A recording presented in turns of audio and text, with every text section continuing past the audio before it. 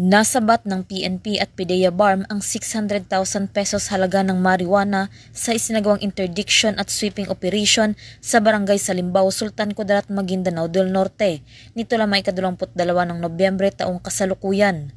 Ayon sa inisyal na investigasyon, kasalukuyang iniimbestigahan ang dalawang individual na kinilala bilang sina alias Joaquin at alias Rayhana, kaugnay ng umano'y pagkakasangkot sa transportasyon ng iligal na droga.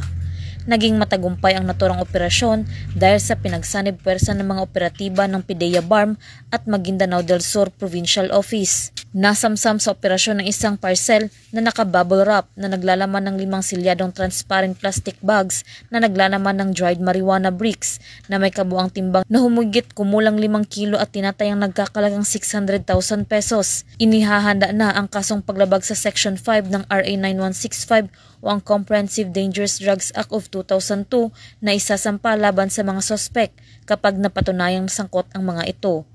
Ang PNP, ProBAR at PDEA BARM, katuwang ang iba pang ahensya ng pamahalaan ay nananatiling buong pusong nakatuon tungo sa isang drug-free Bangsamoro. Mula rito sa riyon ng Bangsamoro, ako ang inyong PNN correspondent, Patrolwoman Julian Alibo, alagad ng batas, tagataguyod ng Balitang Pulis.